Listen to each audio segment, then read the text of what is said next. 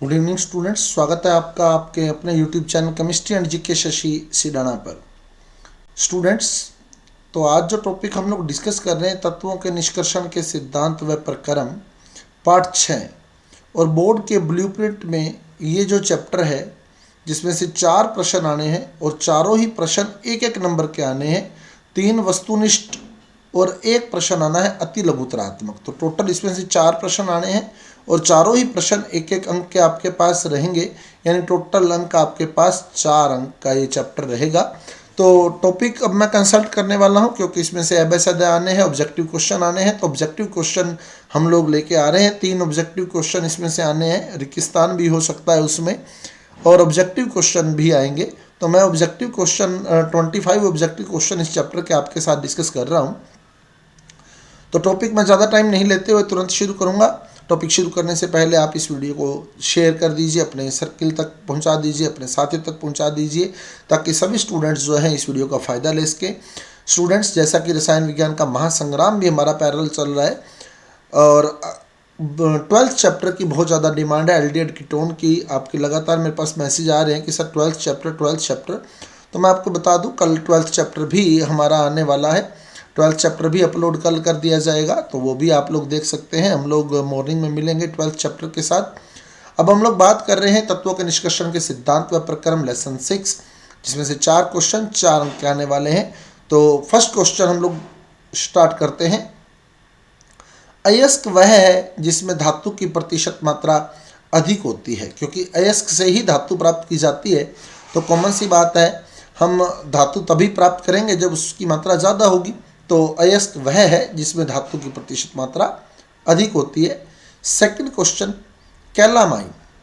Calamine किस धातु का अयस्क है?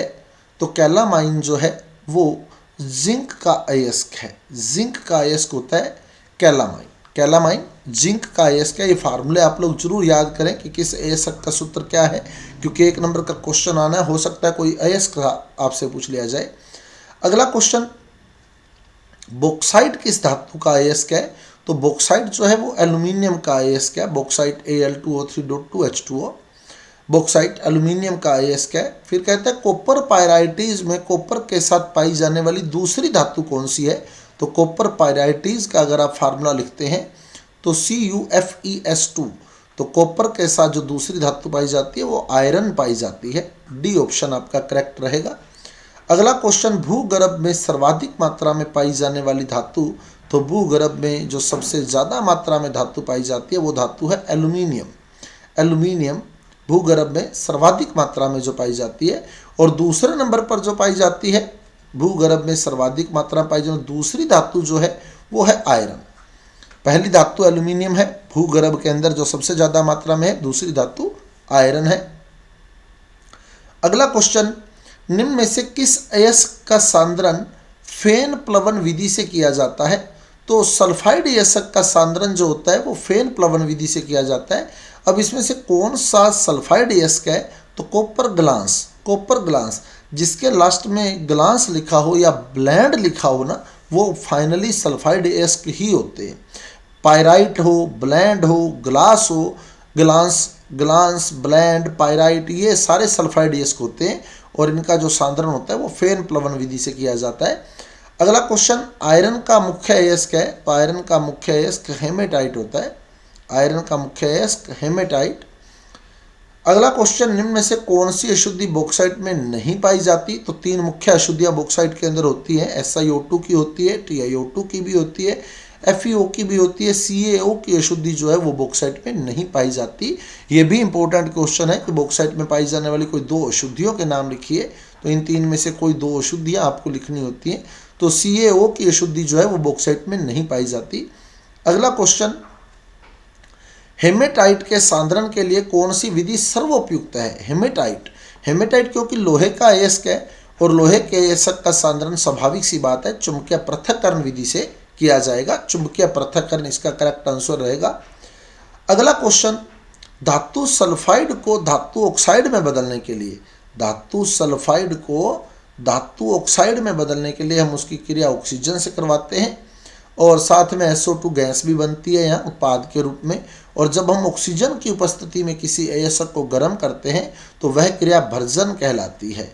तो धातु सल्फाइड को धातु ऑक्साइड में बदलने के लिए हम लोग क्या करते हैं, भर्जन करते हैं, भर्जन।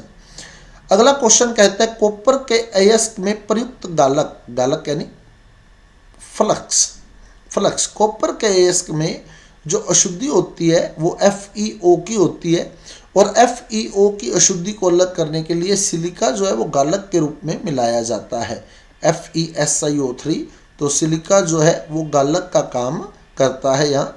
तो गालक जो है वो SiO2 है, सिलिका है। अगला क्वेश्चन, मरकरी का शोधन किस विधि से किया जाता है? तो मरकरी पारा या पारद के नाम से ये आ जाता है पेपर में, पारा भी आ जाता है, पारद भी आ जाता है। तो ये पारा, पारद या मरकरी जो है इसका शोधन हम लोग आसवन से करते हैं, क्योंकि ये द्रव है।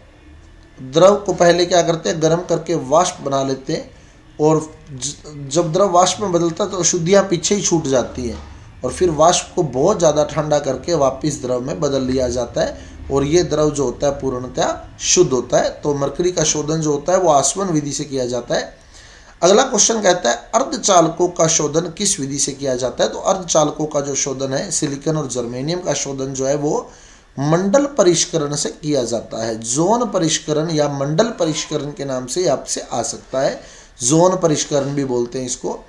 अगला क्वेश्चन, मांड प्रक्रम द्वारा किस धातु का शोधन किया जाता है? तो मांड प्रक्रम द्वारा निकिल धातु का शोधन किया जाता है, क्योंकि मांड प्रक्रम की समीकरण भी बहुत इंपॉर्टेंट है। Ni+4CO equal to NiCO4। ये Ni अशुद्ध था, जब इसकी क्रिया हम लोग कार्बन मोनोऑक्साइड से करवाते हैं तो NiCO4 संकुल बनता है, कॉम्प्लेक्स बनता है। इसको गर्म करते हैं तो वापिस Ni+4CO बनता है, और ये Ni पूर्णतया शुद्ध होता है। तो इस प्रकार निकिल का शोधन जो है वो मांड प्रक्रम से किया जाता है। होल व हेराल्ट विधि द्वारा प्राप्त की जाने वाली धातु है। तो एल्यूमिना का जब हम लोग वैद्युत अपघटन करते हैं, एल्यूमिना का जब वैद्युत अपघटन किया जाता है तो उसी विधि को हम लोग होल व हेराल्ट विधि बोलते हैं, और इससे एल्यूमिनियम प्राप्त होता है। तो होल व हेराल्ट विधि द्वारा प्राप्त की जाने धातु एल्यूमिनियम। आयरन के अयस्क में पाई जाने वाली अशुद्धि, जो मेन अशुद्धि होती है वो सिलिका की होती है, जिसे हम चूना पत्थर मिलाकर अलग करते हैं। चूना पत्थर यहाँ गालक का काम करता है। इसको जब गर्म करते हैं तो ये CaO+CO2 में टूटता है, और CaO जब SiO2 से क्रिया करता है तो CaSiO3 बनता है, कैल्शियम सिलिकेट। अगला क्वेश्चन, फेन प्लवन विधि में स्थायी कारक है। तो फेन प्लवन विधि में जो स्थायी कारक होता है, मैं बता दूं आपको, फेन प्लवन विधि के अंदर दो चीज़ें जो मेन रहती हैं, एक तो फेन कारक और दूसरे प्लवन कारक। प्लवन कारक जो है वो जैंथेट है, जैंथेट है। इसके अलावा चीड़ का तेल जो है इसमें झाग बनाने के लिए मिलाया जाता है, चीड़ का तेल जो है वो झाग बनाने के लिए इसमें मिलाया जाता है।